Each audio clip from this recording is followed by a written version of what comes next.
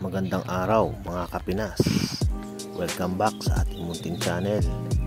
Sa video na ito ay ating tunghayan ang naging pahayag ni Senator Bong Revilla tungkol sa pagkakadawit ng pangalan niya dahil nahuli daw siya di umano sa EDSA. Kaya panoorin natin ang kanyang naging pahayag sa press conference sa Senado at ang paghaharap at naging sagutan nila ni Colonel Bong Revilla. Narito ang kanyang pahayag. Ngunit bago ang lahat, subscribe naman sa ating munting channel mga kapinas. Maraming salamat. Dapat magpaliwanag siya dahil ayaw ko na yung mga maliliit na tao ay mapirwisyo din ng mga maling paratang. Saan ako pumunta? Hindi ako umaatras sa mga laban na... Yes, sir. I understand. Yung sa totoo lang ako. Yes, sir. I understand. Ako rin po nasa totoo. Ang sinabi ko lang, sir... Nasa totoo ka? I have...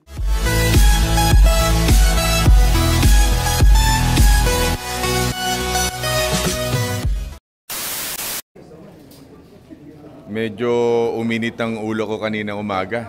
Akala ko nababangungot ako no? At ang gumising sa akin, ginising ako ng aking staff at sinabi nga na ako daw ay nahuli sa EDSA, doon sa bus terminal. Sabi ko, nandito ako sa Cavite. Paano mangyayari yun?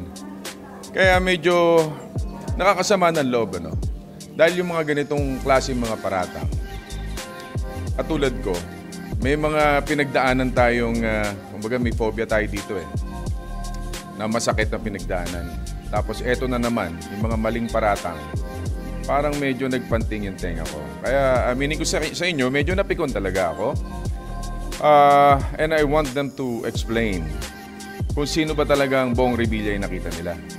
Baka naman kaluluwa ko yung nakita nila doon at unang-una, hindi ko kotse yun. Hindi ako gumagamit ng plaka ng 8 na may CA pa. At 17th Congress daw, Wala sa pamilya namin ang asawa ko, nakaupo siya ngayon sa CA pero hindi yung 17th Congress. Kaya napakabigat na itong nangyaring ito. Kaya sabi ko nga, pwede ipatawag dito sa Senado at ipaliwanag sa akin. In fact, sabi ko pa nga kanina, kung ipare-recall natin yung budget ng MMDA. I just want to make this clear. Medyo mainit lang ang ulo ko kanina. Tingnan natin, dahil hindi naman kasalanan siguro ng isang tao o ng iilan, madadama yung buong departamento. I heard, pupunta raw dito si Colonel Revilla at pati si Chairman ng MMDA.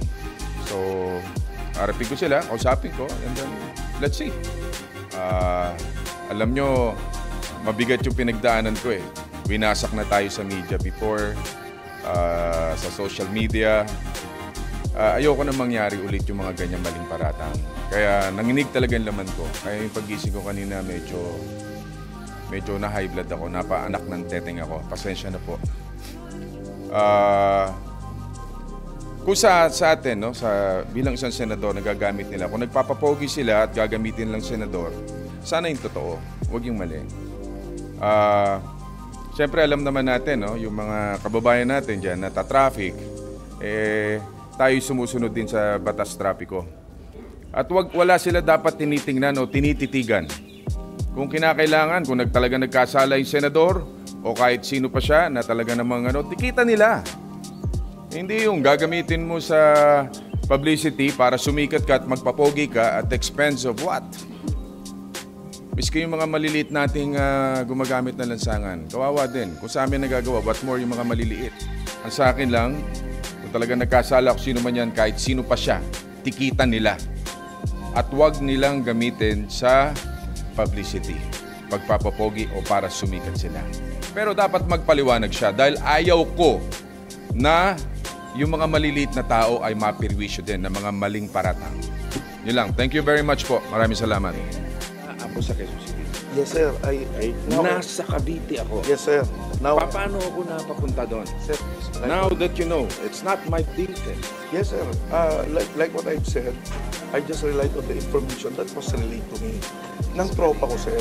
Yes, So sir. based on hearsay, Sir, wawasakin mo yung sir, senador. I have no intention. Paano pa yung mga maliliit natin mga Sir, wala kababayan? pong intention na sa akin kayo. Why will I do that? Bakit mo binanggit yung pangalan ko Sir, sa media? yun po, Sana nakakaradyo po ako. bine-verify niyo muna. Sir, that's Hindi, what I binanggit mo did. sa radio eh. That's what I, sir, dito ako Narinig ko interview na sinabi ko po na nandun kayo. Wala po akong binanggit na gano'n. Just that, nandun po ako, na nagraradyo po ako, narinig po nila. Hindi, alam mo, Colonel, ako, bugbog na ako sa maling paraan. Sir, I have no Okay? intention. Ako, kahit saan ako pumunta, hindi ako umaatras sa mga Yes, sir. laban na... Yes, sir, I understand. Yung sa totoo lang ako. Yes, sir, I No? understand. Ako rin po nasa to. Ang Oo. sinabi ko lang, sir, Nasa totoo ka? I have no intention of ruining your name. Just that, sir, yun lang po yung information na binigay sa akin. So I relied on that. If it was a mistake, I like what I said kanina, sir. Nagkakamali tayo, tao nagkakamali. And I apologize. Pero kung Or hindi ko po- you apologize to the public? Yes, sir. Yes, sir. Yes, sir. I will. I have already apologized, Kano. I'm really sorry. I already apologized kanina. I already made an apology. Tao lang po tayo. Lahat po tayo nagkakamali.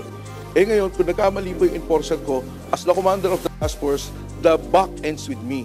I do not need to present the enforcer anymore. Kung nagkamali siya, ako na po ang sasagot noon. Ngayon, sir, wala po akong balak ipatanggal. Kung ako na lang, di ako na lang po. But the buck ends with me. The responsibility ends with me. Yun po ang ang ng commander eh. I need to make decisions. It is not to ruin the senator. Alam ko po yung pangalan ng senator. Web common friends, wala po akong intention na sirain. Kaya kung nagkamali ako na lang po. Ako na lang. That's part of my responsibility. That's my Decision po ng management, we discussed it kanina. We will suspend Colonel Libriha pending investigation po kung ano talaga yung nangyari at kung nagtulo. Una-una, itapes na may mga violations po kasi bakit naglilik yung pangalan ng mga nahuhuli, which is hindi naman po dapat. And second, kahit naman po sino na nag-name drop, hindi naman po dapat pinalilibre. Yun po yung policy namin. Dapat hulihin kung Yes, sino sir. man yung ano, di ba? Yes, Tikitan nyo. Yes, sir. Kasi ang dami po talagang nag-name drop. And ang instructions ko naman po, kahit na nag-name drop, ay hindi po talaga dapat payagan. It's just that, yun nga po ang sinasabi ko kanina kay Colonel Libriha, na bakit lumalabas yung mga pangalan, lalong-lalo na yan, kung mali pala. Kawawa naman yung mga napapangalanan na mali. Kaya nga po kami na andito para kasama po ako na mag-i-issue ng public apology sa inyo at to clear your name, Senator.